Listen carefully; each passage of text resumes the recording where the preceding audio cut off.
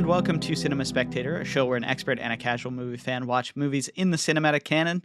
Today's film is Hereditary, directed by Aster, starring Toni Collette and Millie Shapiro. My name is Cameron Tuttle, and I'm joined with Isaac Ransom. Isaac, how are you doing? How is this depressing movie treating you? Is all I'm gonna say, you know. No, I'm well. I'm doing good. Really busy. I am so happy to be on camera, not sweating. It just turns out when you're podcasting, you end up looking like, well, just me personally, Cameron. You usually look the same, but I usually end up looking like a train wreck because I have to set up this whole rig and everything like that. We're recording in the morning, so I'm just an absolute mess. I was trying to catch up on some work things before we hit the record button, and then it's it's been a journey to get here and sit down in front of you. But yeah, I'm definitely enjoying the colder weather that's kind of hitting the bay right now. Nice wind, tons of clouds. It's been me too. It's been great. I don't know. The heat and myself, like, they don't mix well, and it's just fun to kind of, like, I don't know, it's like good movie weather. It's definitely good movie weather. Definitely. So yeah. It's been raining the past couple of days up here, so I've kind of been tucked away, drinking my coffee. I've been almost watching almost a movie a night. Ooh. When I'm not working, so which is good. I watched a movie called Cry Macho, which is Clint Eastwood's new movie. It's skippable, I'd say, but Oof. it's not the worst thing ever. It has some good things, kind of poorly made in a lot of ways, but I like the feeling of it, and I like how like genuine it is in a lot of ways. Yeah, and there's something pleasant about it, I guess. Not worth most people's time, I would say. And then I watched, me and Juzo also caught Silence of the Lambs in theaters, which was awesome. I think that was my fourth time seeing it, third or fourth. So it's a movie that I know very well, that I am very familiar with, but every time I watch it, I end up coming away with something new, or something like little details in the movie that are just so wonderful and so good to, like, it's a movie that has an infinite rewatch value for me. So and also, it kind of goes in with the theme of some of the movies that we've been watching, but what makes a sequence tense, what makes a sequence actually genuinely frightening, or what kind of, how do you leverage character in a quote unquote, I don't really consider Silence of the Lambs a horror movie, but it is. I think it leans on elements of it. So, like, how do you use character elements to inform sort of a scary story, or lead you to that frightening place in your mind? I think it does a fantastic job. It's actually one of my favorites for sure. Yeah, that's great. I have not seen that film. I mentioned that to you earlier or last night, and you were like, "Whoa!" Like, I really thought that's something you've seen, but I'm kind of open or interested in it, but at the same time, not like jumping to get into a serious, drama, like a dark drama like that. Sometimes it's like just too many of those, and it can get wearing on you. Actually, Cameron, you and I had a discussion last night about, like, just sometimes how you have that craving for something really simple or bland or just face value. Yeah. And I feel like I have been in that mode because, last episode I was talking about how I saw No Time to Die, and I was like, this movie, like, really doesn't recommend the amount of praise that I personally feel about the movie. I don't think it's like on paper and even in execution, like, the greatest movie ever, but I just had such an enjoyable experience going to watch it that I was like, I just feel like I have to recommend this film because I enjoyed it so much just sitting there back in the theater and whatnot. So I don't know, like, I'm in this weird place when it comes to media where I'm kind of hungry for the surface level again. I just want to sit back and enjoy things. And Yeah.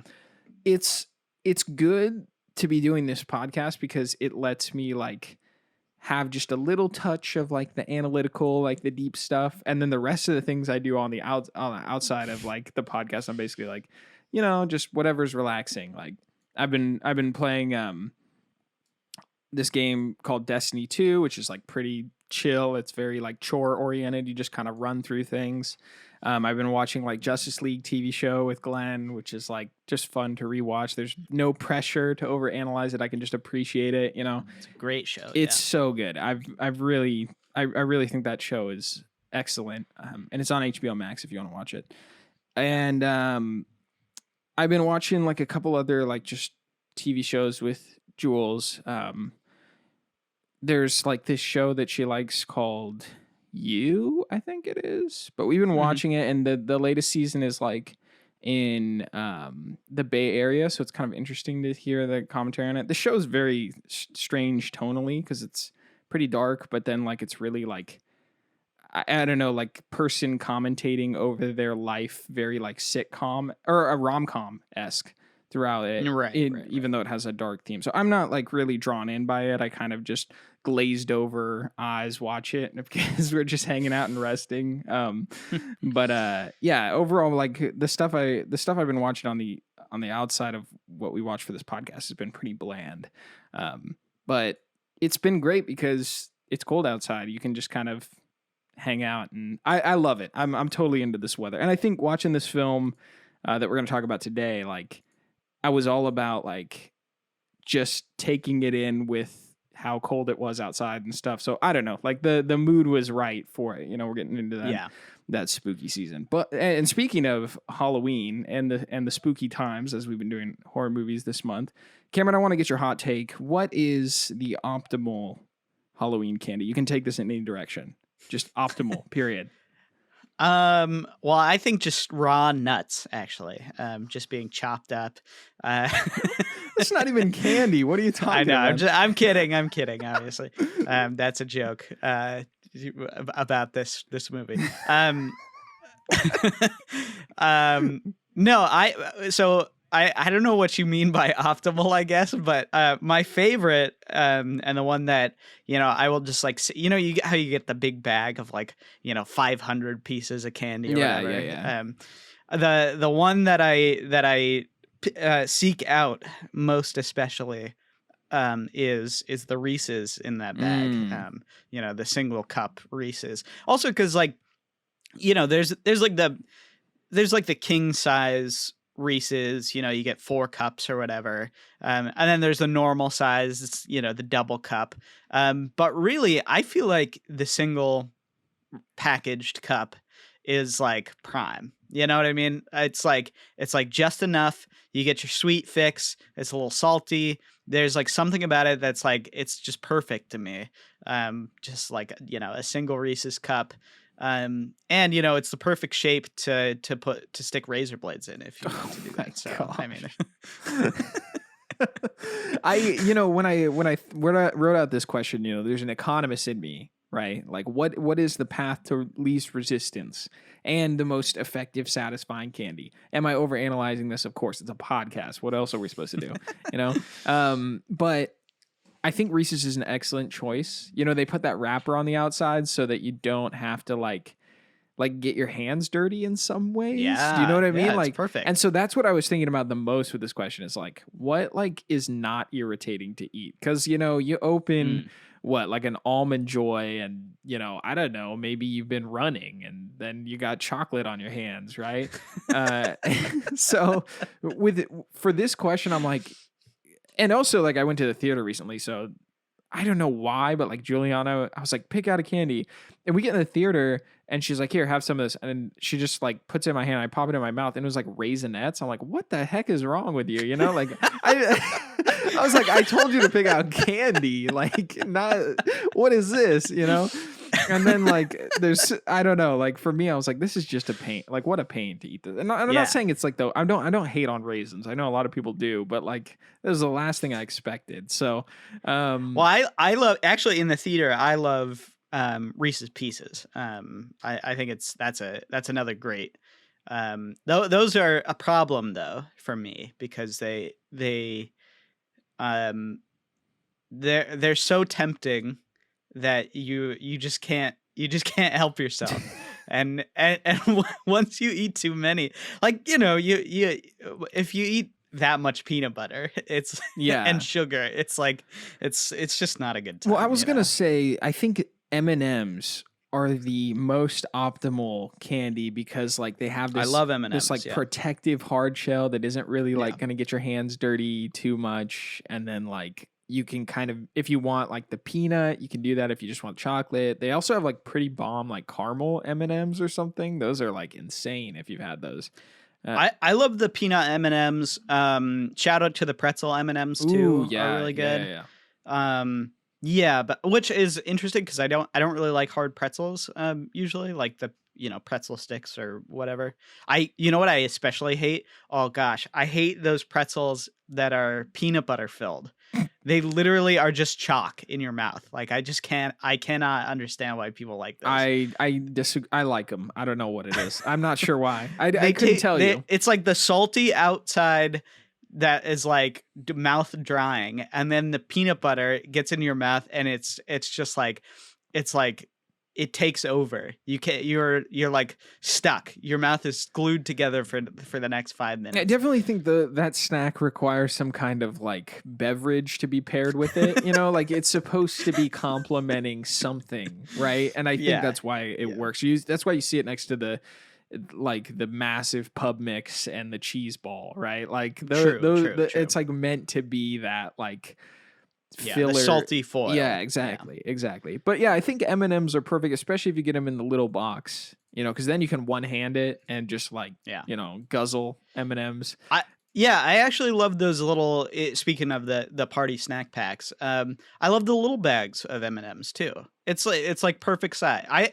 I think for me, I'm not like a huge candy person either way. So Yeah. like, if candy's around, maybe I'll have one or whatever. But I like the smaller sizes of candies because it's like totally like it, gets your little sweet fix over, and then you don't have to worry about like, oh, I gotta open this like giant bag of M&Ms or something, you know what I mean, like there's something about like opening a big thing of candy that makes you feel like you have to eat it too, and then at that point you're like, this is too much. I can't take this anymore. I think we could go on this conversation a lot longer, you know, but this is Cinema Spectator, a show where we talk about movies, not candy, although candy can be linked to movies. It's like those Wikipedia speed runs where they're like Kanye West from Alexander the Great in 30 seconds, right? You know? Yeah, I So love that game. that's basically what we do on this show. You can support us at patreon.com/ECFS Productions. Throw a couple dollars our way. Get exclusive access to a commentary track or a bonus episode every month. This month we did do a special just free for you guys. It's on Squid Game just because it's a popular topic, so you can check that out on your favorite podcast services where we usually post. If you don't have a few dollars, it's all good. You can give us a rating, tell friends and family. All that stuff helps the show grow. We really appreciate the support that you guys have been showing us. And all the conversation around the horror movies that we've been getting from the fans. I think it's great. Tim, one of our producers, reached out to me. I was like, man, like I'm just totally into the horror thing right now. And I think this film in particular has a resonating following behind it. And I think the conversation, like this is like one of the pinnacles of like horror movies in the last 5 years, I think. Yeah. And I knew that going into this film, so it was really exciting for me to like experience that and get in on the conversation with this one. So, Cameron, how many more weeks of horror month do we have left? Do you want to? This is it. This is it. This is horror month. Unfortunately, I mean, we only get four movies. I think last time we had 5, didn't we? Yeah. Oh no, we added another. We added the thing from another world. But yeah, I mean, unfortunately, we will have to move on. So too bad. But yeah, so you mentioned that this is kind of one of the most well-renowned horror movies in the last 5 years.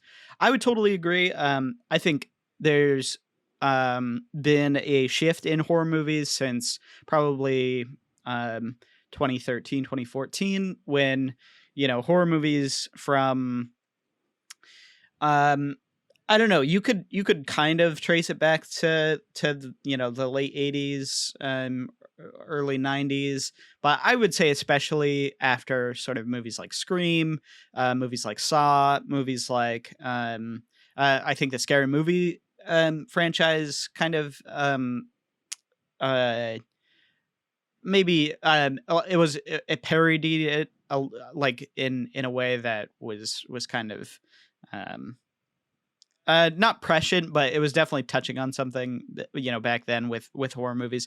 There was a move of, having very cheap-ish slasher movies, or cheap kind of actually Paranormal Activity is like one of the prime examples of what I'm talking about. Mm. Very cheap movies that are kind of uh thrill, I would call them like thrill rides. They're kind of treating their plot and treating their audience like you might on in an amusement park.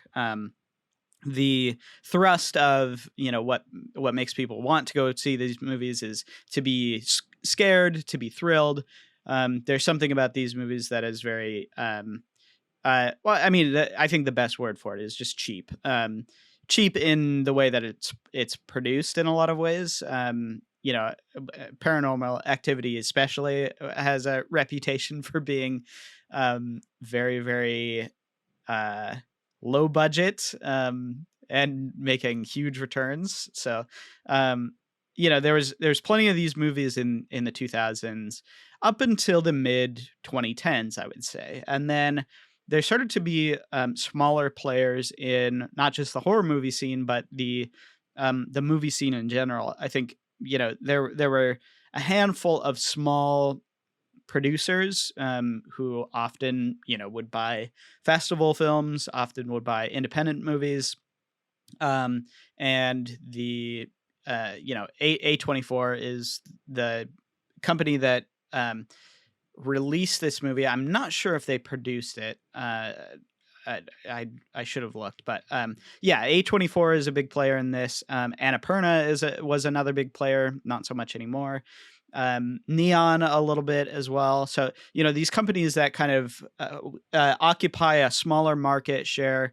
It's not Universal, it's not Paramount or whatever. They're not sort of the big production companies that you think of, or big producers you think of, but they're ones that kind of seek out a niche, smaller product. I think with that came a new life and a new breath in sort of horror movies in general.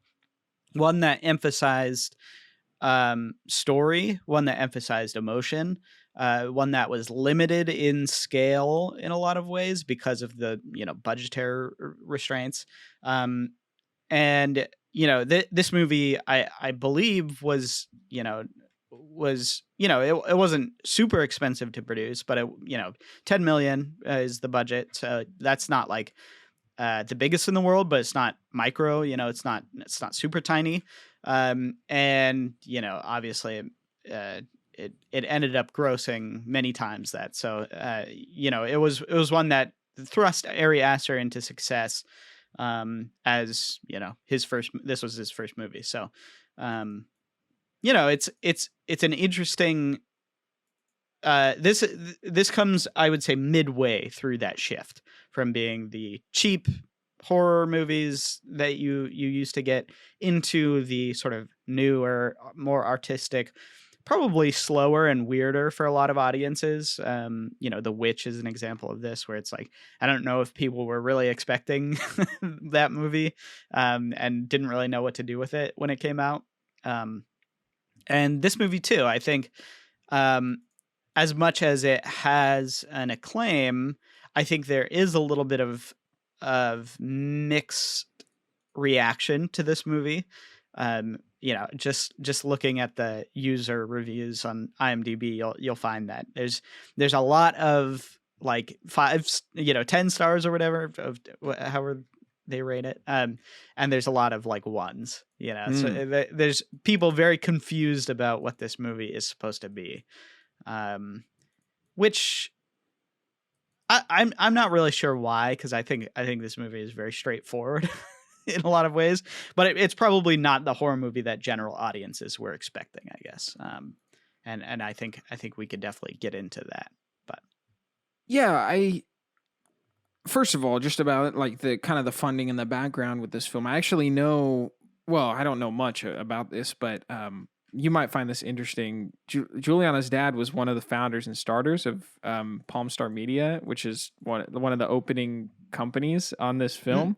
And I was like, what the heck? Like, I've never seen this group like his name attached to anything. yeah, And so it was kind of cool to see that connection for me, because the film does have a gorgeous presentation, but it does have a small scope in like kind of the settings, and yeah, like you can tell that the movie is very laser focused, and it uses it to its benefit, I think. And I think it was good that they didn't try to like widen the scope so much. Some of these like first debut horror movies, they stick to like a single location as the primary area of conflict with some outside places. I mean, a lot of this film kind of reminded me of Jordan Peele's like Get Out, because like mm, it's focused on like this one house that sort of has like some secrets in it, but there's also like a small attachment to the outside world. But really, as you think about the moments in the film, like what really sticks with you is like that house, right? yeah, So yeah, I think that this I'm kind of surprised actually that this movie is divisive, because my experience walking into it was set by some of the expectations you gave me, saying that this movie was like pretty out there, it's really scary, and I kind of walked into this movie with a similar expectation that I walked into The Shining. And I know that's kind of a strange like comparison, but like The Shining to me, as someone who like doesn't go to horror movies at all, like I'm not really interested in them too much, like that movie was like a serious treat in like this, like I was like, I'm full sending into a film that is going to probably terrify me, and I only was like entertained by the way that it did that. Does that make sense? yeah, And yeah, I totally. think that this movie's the same, where I walked in being like, this movie is going to terrify me, so I'm just going to try to enjoy how it does that, Yeah, versus being actually like just like disturbed or run away from it, because I really can't handle like scary movies in a lot of ways, so I have to sort of approach them very like in a sterile way. I'm not like, I know that there are some people that are junkies for like the thrills and all that, and I don't know like if this movie is effective with the thrills. um I found that the moments that were terrifying were enjoyable because I was going into like experience them instead of like jump. I hate jump scares. I hate like jumping around. Like that's just yeah, not the way yeah, I enjoy horror movies. And so like when the reason I'm kind of comparing it to The Shining is cuz I don't think The Shining has a lot of like um jump scares or like dark rooms. Like that movie is extremely bright, and it has like this visual draw. Like there's like this visual like unsettling side of that movie. I think that yeah. this I don't know if there's any jump scares in The Shining, and I think I would classify one thing in this movie as a jump scare, but really, it's not.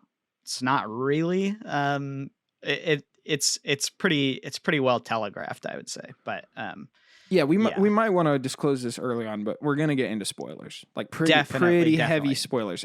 There's actually almost no way to talk about this movie without talking about spoilers. So but I mean, before we do that, I mean, I don't want to speak for you, but I highly recommend this movie. I think, you know, especially if you're a junkie, for horror stuff, but also even if, you know, even if you like dramas, like this is a movie that really excels in that way, and does so many interesting things with character, with, you know, sort of, the topic of grief and kind of in that realm. So I recommend this movie. Strap in for a devastating experience though. So, you know, don't be Yeah. don't think this is going to be a walk in the park or anything. Like this is a brutal movie in a lot of ways. So yeah, just go in preparing that. But I think with Cameron's recommendation, I'm going to piggyback off it because if you walk in with the right expectation, I think you'll find something you really enjoy. And I know that a lot of this podcast is usually baked with usually a side of like no expectation at all, or I'm supposed to walk in very like unknowingly like what I'm about to experience, but I actually like think that this movie is way more enjoyable if you know like kind of what you're about to embark on. Um and that's how I can see maybe some people landing on the really negative side, like in some sort of like critic way. I i don't think that this movie is for everyone, and I don't even know if I like love some of the exploration of the themes, because I think that it has a lot of good ideas, but it doesn't like um, really resonate in a way that is applicable for like direct reflection in life and dealing with grief. I found that this movie goes off the rails for like some entertainment purposes, but loses like the conversation about like dealing with loss and grief. Just personally, I know that a lot of people, I'm sure that there are a lot of critics like yourself, Cameron, that can sit there and be like, no, like all of it is symbolically like representing a side of or the stages of grief or the experience of losing a lost one or a loved one.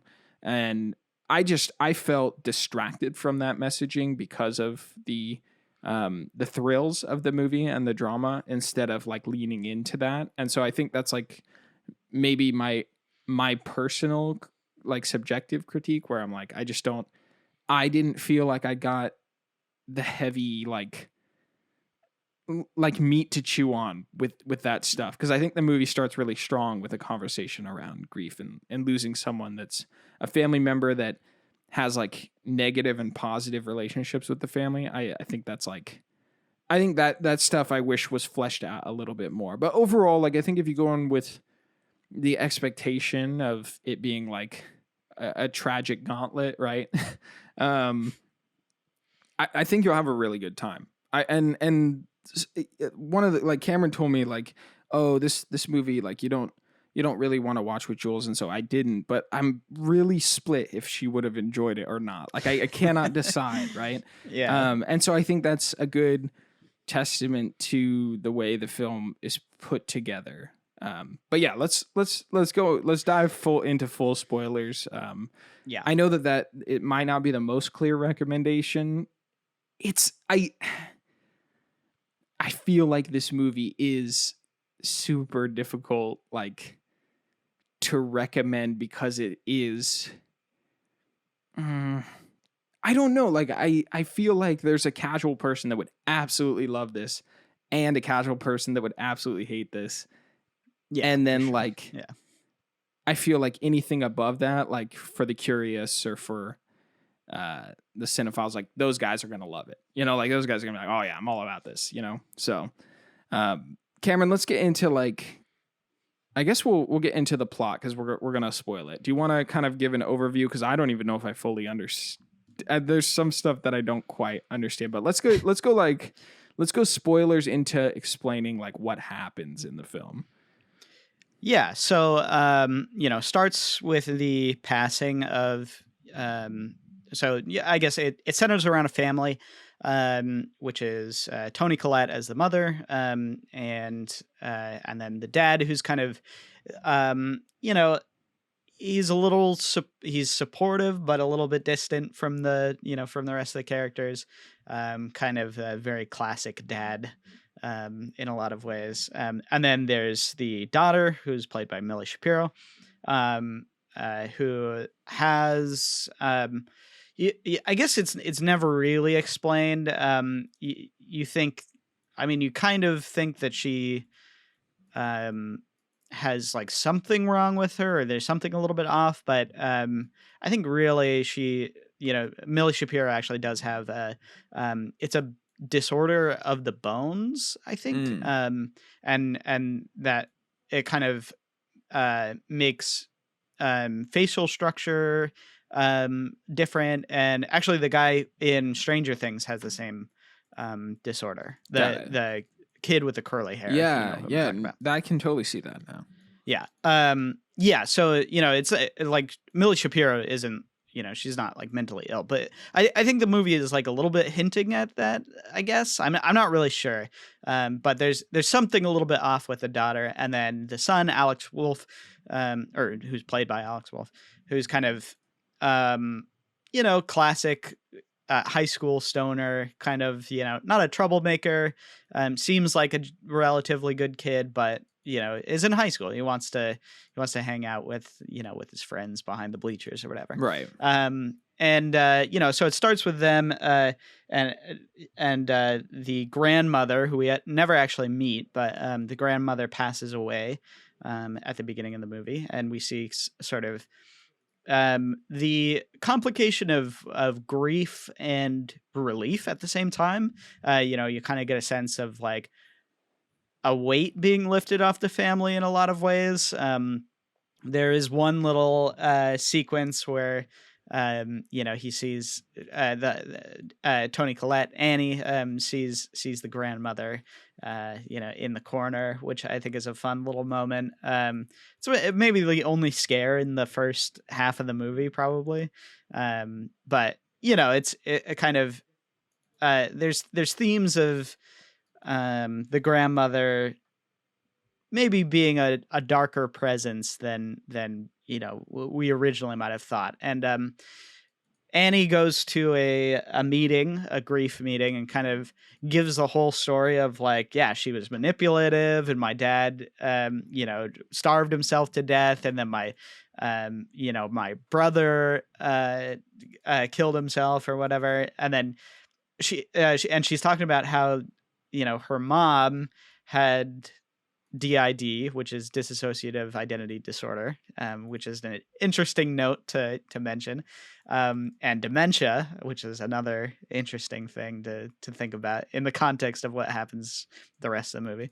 And yeah, and so she's talking about how there was just a lot of tension in the family, and it doesn't feel like anything's really been resolved, and it feels like it's kind of a weight, like she was a cloud hanging over the family. Yeah. And so they kind of continue and move on with their lives. And a little while later, the son, Alex Wolf, goes to a party, and is forced to bring along his sister. And she ends up eating some nuts at the party, which is, she's allergic to them, obviously. Yeah.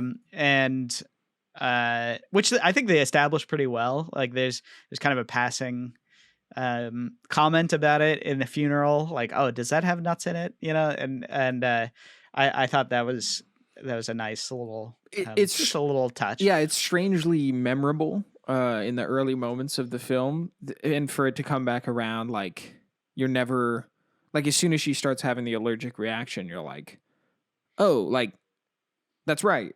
I remember as an audience viewer, like, yeah. Well, I would say, as soon as they're chopping nuts, it's like a bunch of walnuts on the oh, on the cutting board. I didn't actually get that. I was the chopping was, there's another scene where they're like cutting tomatoes in the kitchen. So there was all these different scenes of them like cutting stuff in the kitchen, and so I was like, oh, like, I wonder if this is gonna come back around, because they keep like doing a close shot on them like working on the cutting board and whatnot. So I thought it was something with the cutting board and nothing to do with that, what they were actually cutting. No, So no. Yeah, it's definitely the nuts. That's the telegraph.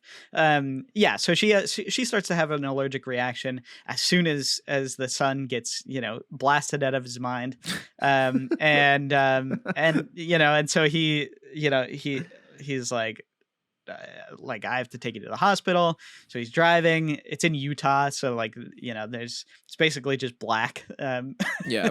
outside, and what ends up happening is a serious accident where as the sister is trying to get air outside, um, Alex Wolf's character swerves and decapitates her with a telephone pole Yes, yes. on accident. And what happens even after that, I think, is more horrifying, which is something that you can genuinely imagine, or a reaction that you might actually have if you're 16 and high out of your mind, which is, I don't know if that's real. I'm gonna park the car and go upstairs and go to bed and wish that it was not real. Yeah. And so that's what he does. And there's an amazing shot where he's in bed, and kind of, and you hear Toni Collette go downstairs and start screaming. It's awesome. It's one of the most effective things maybe I've seen in a horror movie ever, but definitely definitely the most effective thing in this movie for me. And as just like sheer horror. And then there's that hard cut to the head on the side of the road, which just a wonderful yeah, what a brutal thing to do to your audience. Yeah, I mean, I would say like that's where the movie it's like the intensity is notched up, and I found that like it was laid with like a double tragedy in some sort of way that I think could have fallen apart really easily. And this is one of the first things that I wanted to talk about in terms of the filmmaking, is how this movie continues to layer like pain and grief on top of the family with some pretty extreme scenarios, right? And I think that the movie could have fallen apart comedically if it wasn't for how strong the performances are, like Yeah. basically supporting the movie's like intensity, because there was a moment where like Toni Collette's like crying out loud, right? After this happened. And I was thinking to myself, like, wow, like, that's pretty convincing. But I was like, if it was just an octave higher, or if it was like, if it was just a little bit differently like executed, the crying part, right? This would have been stupid, Like this would have been really, really like ineffective. And yeah, it's always like teetering on that line of like dealing with some absurd scenarios and making you still feel like they're real, even though they're ridiculous, and I wouldn't say like absurd. I would definitely say they're extreme scenarios, Yeah. extreme examples of of terrible things happening. Though, to be fair, this beheading thing was actually based on something that really did happen. So, just to put it out there. Yikes. Yeah. Yeah, no, and so obviously the grief follows that, and sort of the tension of the family, being thrust into this scenario where that your kid kills your other kid on accident, and out of basically out of negligence, and there's sort of anger and but sympathy at the same time, and it kind of boils over at this great dinner scene where there's this confrontation, which I think is a really really effective way to do horror in this way, where it's focusing on sort of the dramatic impulse of the movie. The You're connected to the characters through sort of the emotional journey, before anything actually scary happens. And then after this is kind of in the third act, where the movie takes a little bit of a left turn, and she starts to be approached by a um, a person at the one of the support meetings, one of the grief support meetings, who convinces her to go home and perform a séance, um, to basically bring back her daughter. But in reality, she's actually a cult member and a friend of the grandmother's, and is kind of playing this elaborate game, in order to uh, in order to re I guess uh I guess how would you say this? Their their plan is to embody the king of what, or one of the eight kings of hell, in Alex Wolf's body. Um, but in order to do that, they have to basically kill the family and put the spirit of Millie Shapiro into Alex Wolf's body. Right. and I and with along with that, obviously that's the plan, and it's kind of goofy, I would say, in that um it's leaning into the classic horror element, but along with that, that's where you get the traditional scares. You get this great sequence downstairs where they're performing the seance, and things kind of go a little bit wrong, and everybody starts to get freaked out, and then there's a bunch of, oh, and then when she throws the book in the fire, and the husband catches on fire, is amazing.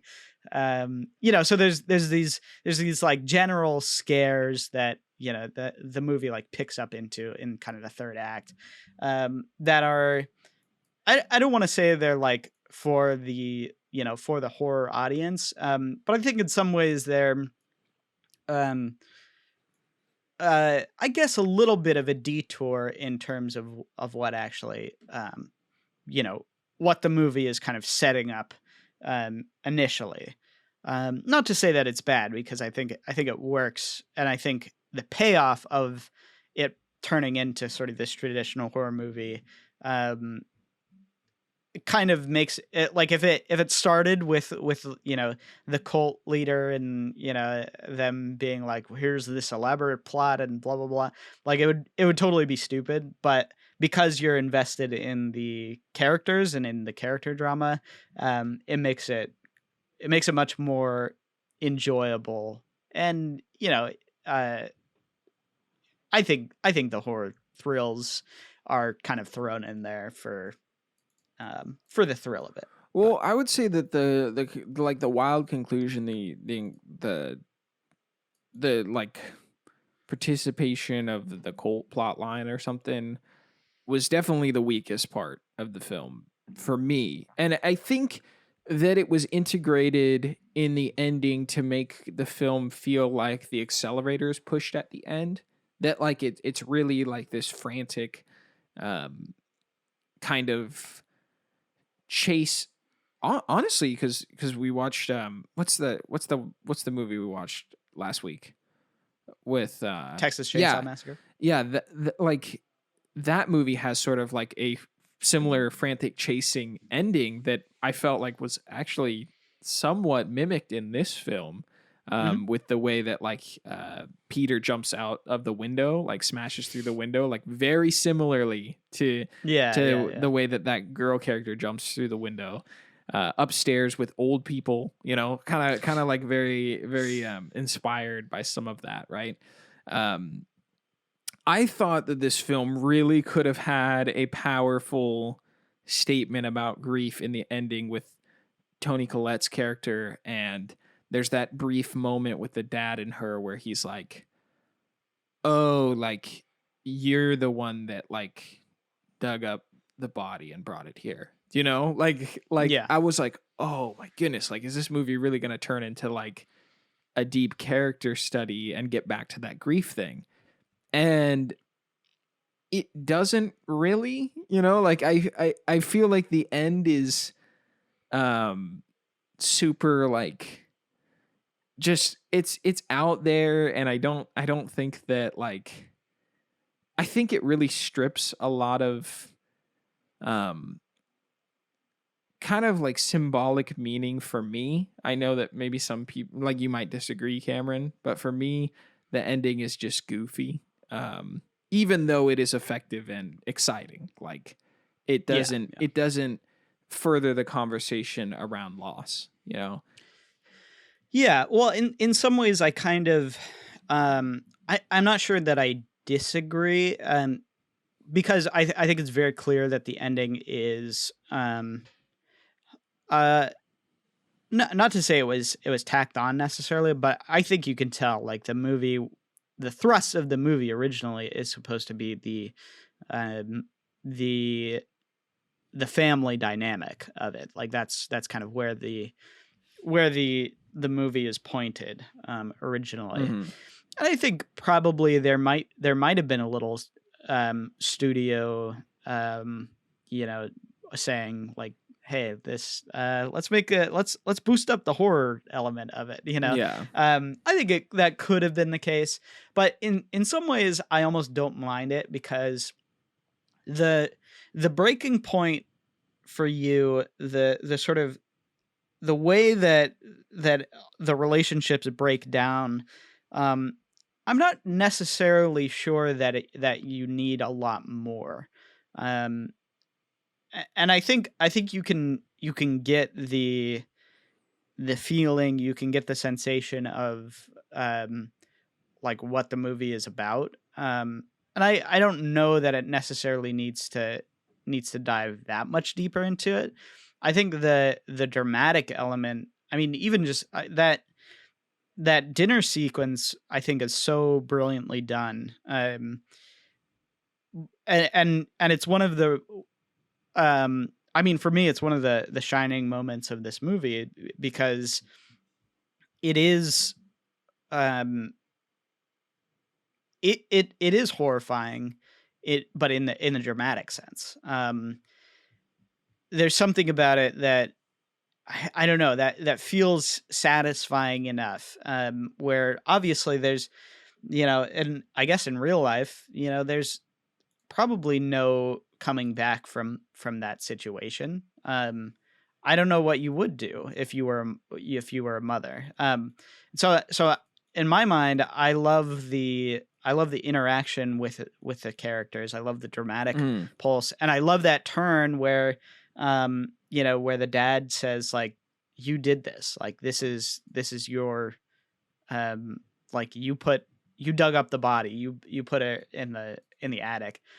I love that term because it does the same exact thing that it would you know if we found out that there was no cult and it was all, it's all in her head and whatever. It's the same effect. It doesn't really go that much deeper into the character arc. Um the fact that there is this sort of this supernatural element, or there is this cult element, is kind of just one more fun thing to be intrigued by in the end. And it's not that it takes away from me from the rest of the movie. And also, I think it does work in the, um it it does work, maybe not, I think literally it's a little bit a little bit over explained for my liking. I like a little bit more mystery, or more ambiguity in these kinds of things. It's pretty like like he spells it out like what's going on. You know what I mean?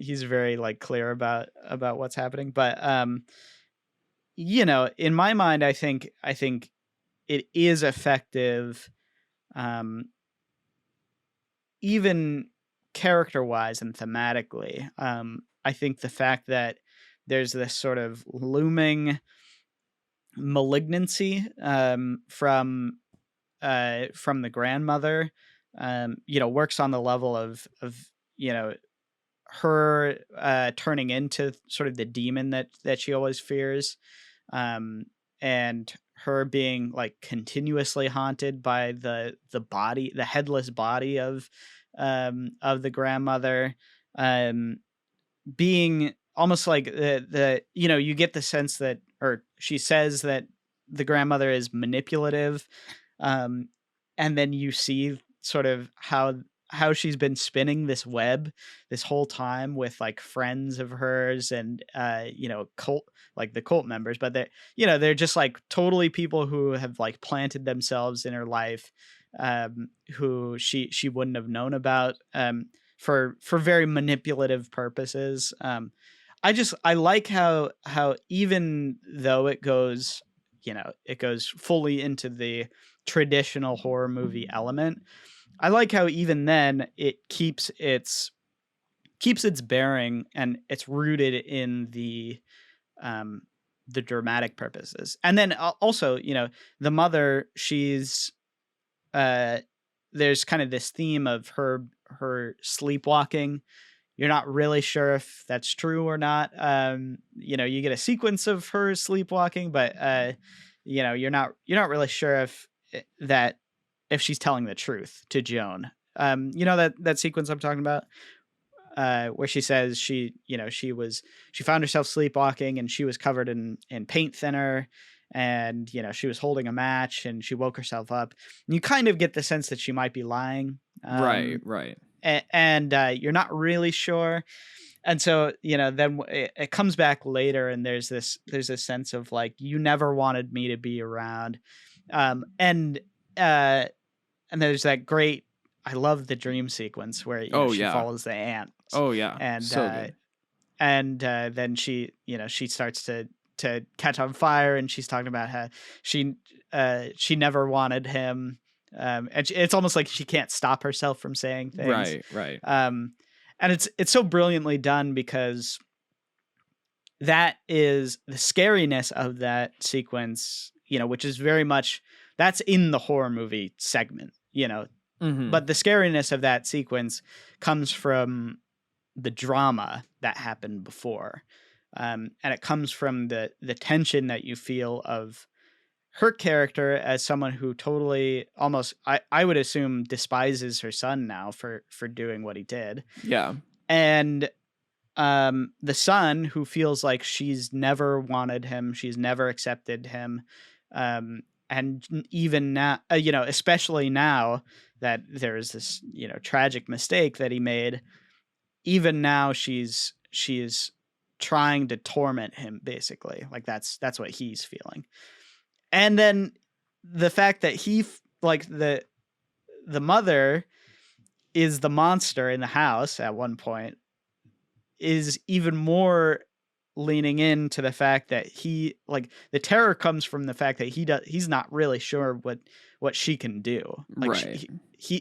He already thinks that she tried to kill him, mm-hmm. like early on in their life. So he feels like, especially now, there's something much more dangerous about, and unhinged about what she's doing. Yeah. So I love how even though you're right, it does turn sort of traditional, and it kind of leans into the horror element. I don't think it loses the thematic thrust or the narrative. Like what centers you with the characters is still sort of the emotional impulse of everybody. I think I really loved everything up until the moment that there were other people in the attic. That's when I was like, yeah, like everything from that point was like not a joke, but like way less impactful than, like, I mean, for me, like the excitement was like turned up to 11 with that scene with Annie like clinging to the The ladder. walls, Oh my yeah. goodness! Like what? Did you notice that she's in the corner when he's on the bed? Oh yeah. Oh my goodness. Okay, Yeah. Like yeah, yeah. there are so many great. Because in theaters, it's kind of an interesting moment. I think probably because like, uh, I mean, I don't know what TV you're watching it on, but on mine, you can very clearly see, she's in the corner. Yeah. But So I in the theater, there was a moment where you're looking at him, and then your eye kind of drifts to the background, and you're like, oh wow, like, and there's this revelatory moment, and people like gasped and yeah. stuff. It was awesome. No, But I think this movie in the theater would be excellent, especially with like the highest end sound system, because this film sound design is just some of the best sound design I've experienced in a film. it's awesome. And I It's watched so this. good. So I watched this movie with headphones on, and just to like appreciate the stereo soundscape with this film, it's just fantastic. From the click sounds in the classroom, like the sounds, they play with the placement of those Mhm. clicks like around your ear in the stereo space. So like when I was watching, I was like, oh my goodness, it's from the left, it's from the right. And I had this experience where I was like watching it and I was like, I can't tell what sounds are in the movie and what sounds are like around my surroundings, like watching this film, right? And so like I think that the sound design is just just so good, so good. Yeah, And the yeah. scoring adds a level of intensity to the drama when in reality some of the scenes with the ominous synthesizers and stuff, like the scenes would be nothing without the scoring. Like I genuinely believe Well, that. I wouldn't say that, but I would say they definitely, it leaves you feeling very tense and very uncomfortable through a lot of scenes where it would probably, if you scored it differently, it might make it, feel very differently. Yeah, But I don't think anything in the movie is like bad, or no. like there's no moments where it's like, oh, that's ridiculous, but then the score is like, totally like pushing it over. What I Um, would say is it amps up mundane scenes. That's what I'm saying. Like yeah, the yeah, scenes for where sure. someone's just walking are suddenly they're suddenly intense because of the scoring. And I don't know if you noticed this on this viewing, Cameron. And maybe it was because, but like so much of this film, I feel like inspired what happens in a recent game that you and I both played called Returnal. And I think the scoring is like heavily inspired from this movie. And Hmm. Returnal, like even the protagonist's like face looks very similar to like Toni Collette's in some of the scenery. And so I think like this movie laid some of the groundwork for what inspires other creators in what they're making. I was shocked how much of this movie's score reminded me of Returnal's score, and because there is sort of this spatial like synthy futuristic sound to this movie that clashes with the old house and kind of makes it have this like there's something about like space sounding scores that make you feel adventurous or like this sense of exploring. And so it mixes this minor creepy hum with like these little like arpeggiated synths that make you have this strange feeling of you're embarking on an expedition to see like what's around the corner, you know? I don't know how to fully explain it, but it's what Returnal does, because there's something obnoxiously horrifying about that game where you're like, I might die around the corner, but I need to know what's around the corner. And the score amplifies that. And I felt that same emotion with the scoring in this film, where it's like, I have to know what's around the corner. And the little arpeggio like synth thing is playing as she's following the ants down the hallway. It's like, and I'm like, what is? And then there's like that low like sound, right? Like the low Yeah. like synth thing. And I'm like, there's something about it that's like it's pulling you. It's like it's really pulling you in, Yeah. And I think just huge props to the sound and the scoring, and there's also like just some incredible visual moments in this movie. Totally. I'm just gonna name a few. You can do some too after this, but like the visual treehouse with the red lights on Peter's eyes, like at night as he's really like beginning to be freaked out by what happened, or when anything in Peter's bedroom where he's like trying to sleep is like just every corner of the room is dark and the bed is lit by the window above it. So like when I love that moment. That actually the most haunted one of the most haunting moments in the movie for me is when he sees Charlie next to the door, and her head falls off and it turns into a basketball, and it's amazing. It's so like there's something so freaky about that sequence. Was it a basketball or was it like it was like a ball? It's a rubber ball. I was something. like, I don't. That reminded me of the ball in like Toy Story. I don't know why. Yeah, a little bit. I was like, it's the Toy Story ball. What the, like what's happening? Yeah, but that's what's awesome about it, because like you could imagine a different movie where she's like she explodes into like ants, and then like she turns her head turns around, and like there's like there's something so simple about it, the head falling off and then turning into a basket, like a ball. It's just it's awesome. There's like, so much it's so freaky. There's so much powerful timing in this film. You mentioned the grandma showing up when she turns off the light or something, or turns on the light, right? That scene, like my gut dropped. But what was even more like it wasn't like, oh, you're scared. It's like, oh, it's just this movie leans into like everyone's worst fear is like when the light is off and you see a lampshade and you're like, is that a person there or is it a lampshade? Like that's like the worst feeling when you're in the house alone or you're going to bed late, right? And so like you kind of check the light, right? And that scene where like nothing happens in the scene, but what makes it scary is that not only are you shocked to see the reveal that there is someone standing there, right? But then it just holds. And like nothing happens for the perfect amount of time. It's probably like 3 or 4 seconds. It's like, we're not only going to make you like, we're not even going to make you second guess that you saw something. Like you do see something, and now we're going to make you just sit there and like really be like, what's going to happen? Then there's the reverse shot. She says, "Mom."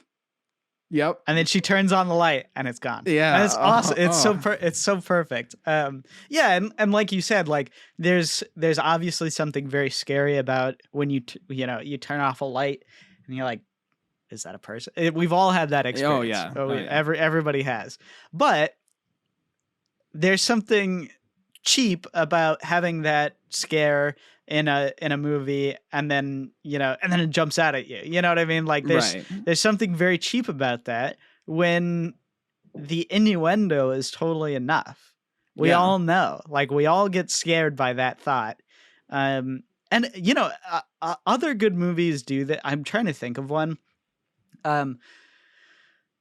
But do this with like people.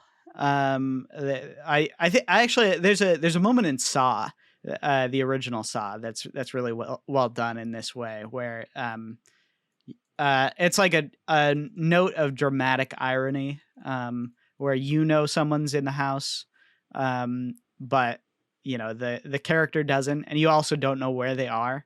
And then so when you find out, like when there's that reveal shot, which is kind of similar, like there's something very very freaky about that, I guess. Oh, dude, I think it's so powerful when a film plays with like the audience knowing something that the protagonist or the person you're following doesn't know, and how engaging that is for the audience to almost root for that person that doesn't know what's about to hit them. I think like the scene that's most recent that comes to mind is when we watched Memories of Murder, and there's that scene where the girl's like walking in the field, and you see like the Yeah, silhouette yeah. of the guy like Oh, pop up in the field, and then he like goes down and hides again, and you're like, oh come on, like she can get out of this. Like there's something about it where you're like, I know, like she has to have a chance, right? And you're that's another perfect jump scare moment too. In the same way that this movie does it. yeah. It's like very, very similar. But I Um, feel like a scare like that is not like it's way more engaging for the yes, yeah, audience, right? Like it's way more exciting to be into something like that. And everyone knows like scenes in films that do this where I'm man, I haven't watched through all of Alien, but I haven't watched through all of Alien in a long time, but isn't there a scene with like saliva or something like falling and the character doesn't know, or there's like a tail behind the character or something like that? You know what I mean? yeah, Um, yeah. so like there's those moments are like used pretty often. I think they should be used often. I think they're just great. Like I agree. I feel They're like awesome. they're so good. And this movie has a lot of them. Like a lot of Yes, moments yes. where you see so like in the final moment where Peter runs downstairs and finds like the burned body, and um then you see Annie like clinging to the ceiling like Batman. Like and like you're just getting his reaction like, oh, I don't really know like what's happening right now. And he also like Alex Wolff's performance is great as like really he's sympathetic but very passive, and also like he's great at being whiny in this movie. It was weird Yeah, because I yeah, was yeah. like, he's whiny.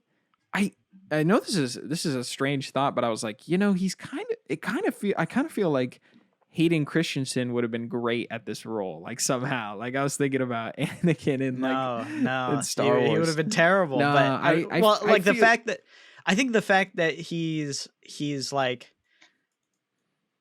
well, I guess Hayden Christensen has that too. But he feels like um blocked off in like a way that a real teenager is too. Like mhm. he feels very like distant. He's just trying to hang out with his friends and like his, oh man, my mom's just like disturbing my vibe, and obviously once things go off the rails, he's like fully in it. Also, I love that sequence. Another just like haunting moment in this movie. The sequence with the desk is like so brilliantly done. You get that moment where um he he puts his hand up and it's like a little bit off, and then the teacher calls on him and you get the reverse shot of him being like totally messed up, and then he slams his face on the desk, and it's not just the slam that's scary, it's the he falls down and starts screaming, and everybody is like backing away from him, and there's that like prolonged shot of him like screaming that is just it's so well done. I think it's like it's awesome. Yeah, the some of the scenes in the classroom are pretty fun to watch. With like there's something about it that's relatable because as a high school student, most of the time you're like not really paying attention, and so you're like looking at things around the room. So like when the reflections like Looking at someone's butt in a chair. yeah. Well, like when you're like the scene where he's like looking in the glass and the reflection is like smiling back at him, like I'm like, ooh, that's pretty creepy, like Yeah. it's all those elements in the film make it just feel iconic in a lot of ways. And I think yeah, I feel like if you're willing to embark on this film, you're gonna like with I feel like this film does need a little bit of context. I don't think most people can walk into this movie blind, and you don't need to know anything about the movie's plot, but like just me knowing that it was gonna be like pretty gritty to get through, like helped me enjoy it much more. And I do want to say that this movie isn't the ideal like scary movie that I want to watch, because one of my favorite things to notice with horror films is like this inclusion of comedy as a relief moment. And this film, one of the things I noticed about it towards the end was like, this movie's like not funny at all. Like there's never it No. does not let up. Like this movie No, does it not let doesn't. up. And so I think that's what makes it so special, or even like notable, is because the movie has the guts to say, we're not going to give you relief.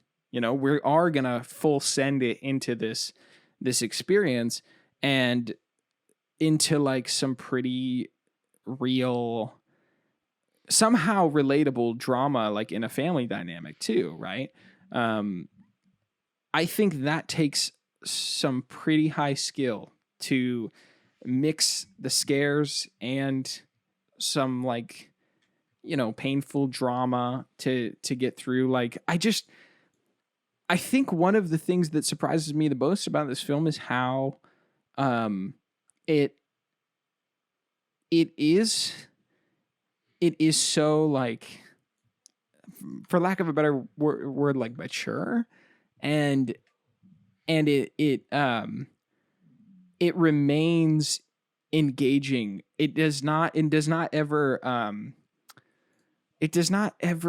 like, what's the word? It never like devalues itself. It never like voids its power, or its execution with because it's so skillfully put together. I feel like a lot of other people approaching a movie like this would have moments where audiences would laugh, or audiences would just disengage. And I think this movie does not let you disengage, and it does it surgically, like very surgically. Yes. So Yeah. Yeah, no, I totally agree. And I feel like there's something to be said about the fact that it's effective without being like desensitizing, I guess. mm, that's the word. And That's a good word for it. Yeah. I think the the end third, like the shift that happens, I think it comes at the right time. It comes at a time where you're like so you're keyed into the characters. There's this break in sort of their relationships. The drama is kind of at its highest at that moment, and like it's super well done too. Like you feel engaged with the characters. And so when that horror movie starts in the third act, um it feels like it's not just a shift in sort of the tone of the movie, but it feels like it's kind of a like a compounding element to the horror. And it almost brings it to a place where um you know, if you had another tragedy in this movie, where like, you know, the dad dies or whatever, or something, you know, it's something like that, it would like the drama was already at its highest level. So then once the horror movie element matched it, that's when you get this like symphony of like drama and horror. And that's what I think, that's what it does so successfully. And then at the very end, and you know, this is kind of one of the things we were talking about yesterday. Yeah. Um, there's something. Uh, what did I say yesterday? I said I'm thinking a lot about how sort of like movies are very similar to music in so many ways. One way is the way that scenes make you feel, is kind of similar to how us in a song chords are constructed to make you feel a certain emotion, and the relationship of the chords is kind of what gives you that. You know, if you just play like a C, you know, you have no motion to compare it to. But if you play a C and something that's very dissonant with a C, that gives you this mood. It gives you this feeling. So in my mind, movies are the same way, where you can have a scene, or you can have a relationship, a character that feels one way without context, and then in the context of the movie takes a totally different turn, and kind of makes it feel much more dark or scary or happy, or something like that. And it's about the relationship between those scenes. And this movie is like, it's like a bunch of diminished chords going over and over, in relationship to each other, and then it ends on this triumphant like resolve. Yeah. It's very weird to have, but I think it works well, and I like it, as much as it's like very it feels weird. I'm not going to deny the end feels like it comes out of nowhere, and it's kind of odd.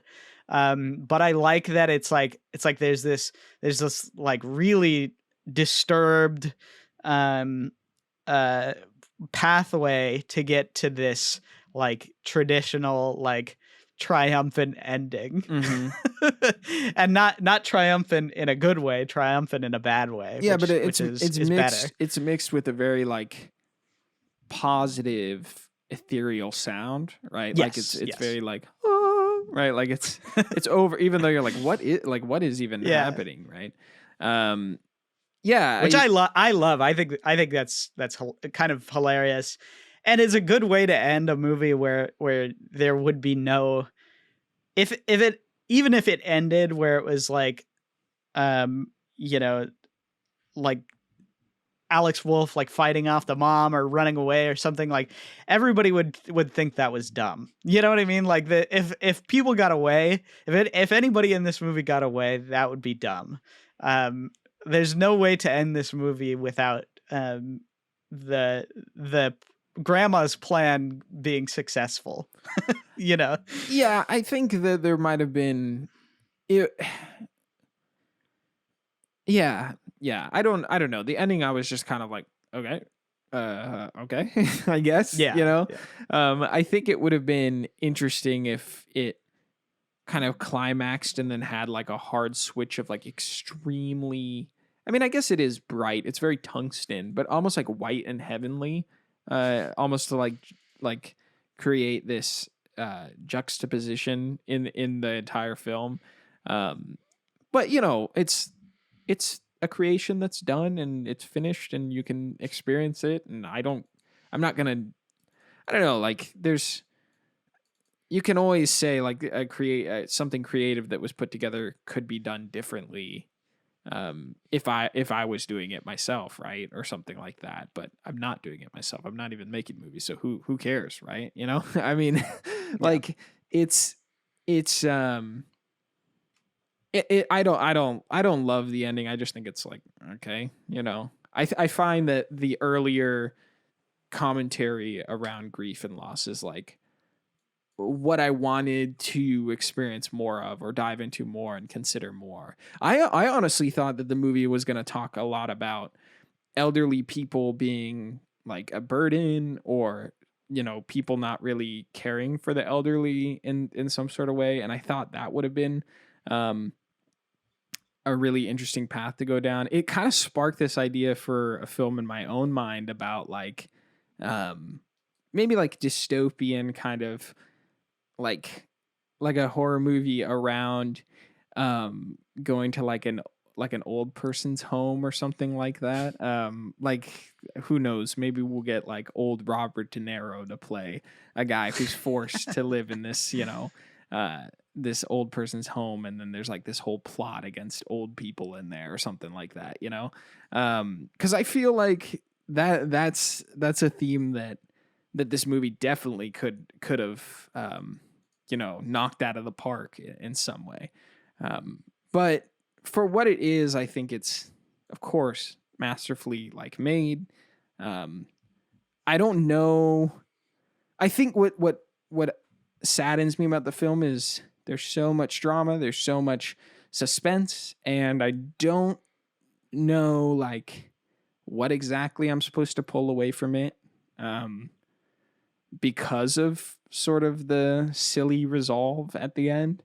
And I'm just like, okay, I feel like there could have been something really important to chew on it. And this is usually the problem with horror films, is that they don't, for me personally, they never are satisfying endings. They never can stick the landing uh, in a way that makes me want to return to the genre, because the endings are usually either just goofy, crazy, weird, or expected, or like kind of predictable.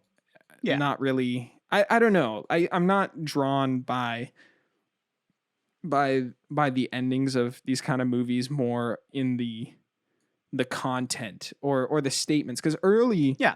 early horror is so, and because I ended up, like I always mention, like I took this class in college about horror films. Like early horror is really social comment, like really strong social commentary, like in its earliest, in an entertainment medium. It like has this way of cutting through and speaking to some like issues that need to be addressed. I'll never forget, there's this movie called Gaslight, I think, that we watched in school. Hmm. And that movie has a lot to do with like husband wife dynamics and some of the problems that are found in relationships. And I just remember it did it in the context of them fighting if there's like a ghost in their house, right? And he's like, "You're crazy," and she's like, "I'm not crazy." And I'm like, "Wow, this is so like, remove the ghost and you have a real interesting conversation about people's relationships, Yeah. And I never felt like this movie had that moment where it's like, remove the ghost and you'll have a really interesting conversation about relationships. It's so close. There's so many moments in this movie that are like, it's clearly hitting on something about a family dynamic going through a hard time, but I never know where the creator, like the creators of this movie are like what they're, I never understood what they were trying to say with it. It was almost more of a like representation of what that would look like in a horror setting, right? Like it wasn't Yeah. necessarily trying to make a statement around that. And I was like, but don't we need to address the elephant in the room? Don't we need to like kind of get Well, into I this? don't know, because I think the representation of it is well done enough. Um, I don't know. I don't think it needs to say anything more than it does. I like the fact that it has um it's almost very I guess it's a little bit hopeless about um the relational aspect of things, that sometimes I think it's maybe it's more just matter of fact. It's uh I think it's saying like sometimes things just destroy families. Yeah, Um I guess. Sometimes things just destroy people's relationships to one another. And sometimes that thing is ourselves. Yeah, I don't know. Like I'm just not. I don't think that that's like. I don't know. Maybe it's like it's just a subjective thing, but I'm like, is that it? That feels so broad, Like it feels so like it could have been so much more specific and impactful, and it's fine. Like it is what it is. I still feel like really positive about the film, but I'm like, you went through all this effort and you went through all like this like masterful creation technique, right? Like you're putting together something really special. Maybe you could say something really like, I don't know. I don't know. For me, the meaning side of this movie can be interpreted in so many directions that it almost feels like it is too broad for me, or maybe it's just so dense that I don't, and I'm just so like not able to interpret it. Maybe that's what it is. Like I'm just like, okay, like there's just I don't know. I feel like I could go on and on, but I didn't resonate a meaning from the movie. It just kind of tickled some themes, and I'm like, okay, like that's fine.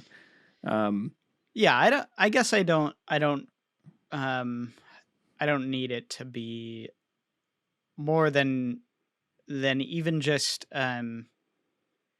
like this movie is very provocative in a lot of ways. Like it says things that aren't comfortable to say about loss and about grief and about guilt too. I think the element of guilt in this movie is really really well explored. Um, and it's one of my favorite aspects of the movie is just the fact that um, people don't know what to people blame each other and people don't know how to reflect on their actions. And there's this hanging sense that um, both Annie and the son feel like each other is to blame, yeah, and feel like there's something uh, there's a pointing fingers at each other, but the fact is they in some ways they both are, and in some ways there is no one to blame. It it was a freak occurrence in a lot of ways. yeah, um, yeah, and so there's something about guilt that I think whether or not it's trying to put together a message. I mean, I am not sure that it is, but it's trying to illustrate guilt, and um, what comes along with that kind of tragedy, I guess. I think it does it very well too. yeah. I actually, we got to wrap this conversation up because it's going long. But guilt and a response to guilt in films, a lot of people have different kind of opinions and feelings about it, and maybe I have a subjective draw to a more positive resolution with guilt. I mean, I think about the book Kite Runner that we read in high school, and that entire book is all about dealing with guilt for a traumatic event that happens early on in the story, and how this guy basically struggles through it for the 60% to the end of the book, right? And that story and that book, like I didn't like what it had to say about guilt. And I know that my English teacher was like, "Oh, well, you don't have to like what it says," but it's like there's there was something about, like, I guess, the perspective of the messaging around guilt that I was like, it's almost um it like it feels personal, like somebody had they're obviously writing from a place of um like personal experience and then kind of masking it in this story, right? And they felt smart enough to like put together a statement about how they dealt with guilt, but it wasn't, for me, like, it wasn't a position of wisdom. Does that make sense? Like, I know this is getting like really kind of out there with storytelling and meaning. And so it's like, it's not that, again, this is me being like a selfish viewer chewing on media or literature, right? But it's like, if you're going to go all this effort to like, I'm going to sit here and read your entire book, and essentially, like, at the end of Kite Runner, my feeling was, this book has no wisdom, like, that I appreciate, it might be great that he's telling me his feelings or his revelations in the moment, but I didn't, like, my life view, I'm like, I just don't think people need to hear that. I don't think that um it's not something that's for me, like, I don't feel like that's um that helps me deal with grief at all. Um whereas the movie The Irishman, which really resonated with me in a conversation about grief, that had to me more of a real impact, maybe with my own worldview. It's not necessarily that it was like my exact, thoughts on grief or exploring that or dealing with it personally, but like it kind of gave me a vision into dealing with grief that I felt came from a place of like real maturity and wisdom. Yeah. Um, Yeah. and so like, I think this subject of grief calls for like a high statement or something really like it's something I think you need to be very gentle with. And so for this movie to just kind of be like, we're going to touch on some things and then not really like we're really not going to make a statement on it. I'm like, I really feel like you were close to doing something with it. I think that's what it's like. It's what it could have been. And I know that it's a long conversation, like to get to that statement, but I feel like that's the best way I can put it. And that's like one of the only knocks I have against this film is I was like, you guys were so close to really like hitting a home run. I think you made it to third base, but you didn't hit a home run for me, Yeah. Yeah. I mean, it's an interesting note about sort of the guilt and whatnot. I think The Irishman is maybe a little unfair just because of how virtuosic it is, like in its entirety, and the fact that it, I don't know, like this is this guy's first like feature. You know what I mean? So that's like, true. Well, I mean, amazing, by the way. Yeah. And I would say, this movie has, for me, this movie does have something to say in that it's about the destruction, or it's about how harboring these things led to the destruction of this family, and about partially about how things passed on, often will leave lasting repercussions, throughout families, and mistakes early on in life can have tragic consequences and whatnot. But I don't necessarily disagree. I don't think this is like the most revelatory movie ever, but I also don't know if it needs to be in my mind. And what does that say about Aster as a filmmaker, that he can make in his debut a movie that is touching and kind of leaning on these things that most directors don't even come close to in their entire life. So true. I think I would consider this a success that we're having this discussion. More than a knock against a movie, because I think it maybe it doesn't go full depth in a lot of ways, but it does really lean into it, and it does achieve something spectacular, regardless. And sure, there's a little bit of hand waving away at the end, where you're like, yeah, but we got to wrap it up. You know what I mean? I'm just saying, take up the like, give it like.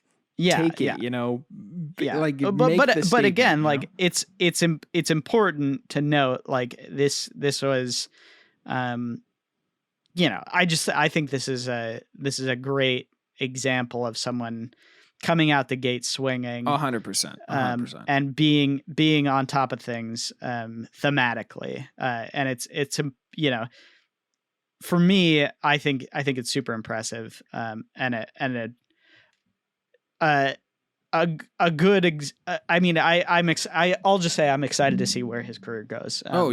And how he flourishes. Now, I can imagine Juzo sitting there being like, well, Isaac, you don't want to watch or experience media that doesn't agree with your worldview. That's not what I'm saying. I want to make that clear. Like, it's not that I don't want to explore other perspectives, but it's like there's some level of like, there's something about like when you're touching like some deep themes where you kind of have to complete the circle for me in order for me to be like, oh, I really respect like some of the statements, even if I don't agree with them. Like there's something that has to come around to it. At least with like Kite Runner, I felt like that book at least closed the loop. It was like, this is the ending statement that I have. And I was like, well, I don't necessarily like agree with the way you got to that point. And I think that like the conversation around dealing with grief and its resolution, I was like, not where I'm with. And I don't agree with it, but at least it closed the loop. Like this movie, I felt like it could have closed the loop. And honestly, I felt like a lot of what it was saying, I could have like chewed on and like brought to this new, like really brought some wisdom and insight into my own life. Like it could have pushed the boundaries. And so I could go on forever, but I just want to say like, it's not that I'm against people sharing their views by any mean. I just closing the loop and having it resonate with me is like, that's the pot of gold, right? Like that's where I'm like, oh my gosh, like that's where it's, and we've seen so many great directors do it from like, oh gosh, like we've watched a lot of great movies that have closed the loop and knocked it out of the park with the statement. Like The Apartment is just flawless for that. So, but yeah, this movie is definitely great. Go into it with some expectation, and I think that's why I have like I'm leaning into like it's for the curious. Or if you're lucky and you flip the coin, you might also love it. I don't know. It's a strange movie, but definitely like a highlight, I think, for the last 5 years in horror. I agree. Yeah, I think it says something that we're talking about it on the next level of meaning in a lot of ways, because that shows you how successful it was. Or at least how effective it is. It left in what it does. It definitely left me wanting more with the analysis. So maybe that's like kind of it's like the mind tick, right? Like it's really digging into it for me. So yeah. Well, and I would also say it leaves you feeling just the images in the movie and the horror of it. You know, it's another one of these movies that's pretty imprinted in my brain since the first time watching it. Actually, I saw it first in theaters. This was only the second time watching it, and it was one that kind of left a big impact on me in terms of how it, you know, how I thought about horror movies in a lot of ways. So, yeah. Yeah. Well, so good. Thank you, Cameron, for the recommendation. Thank you, patrons, for the vote. We appreciate you guys. We post every Monday. It's been good to close out Horror Month. We'll have info on what we're doing in November soon, and we'll catch you next Monday.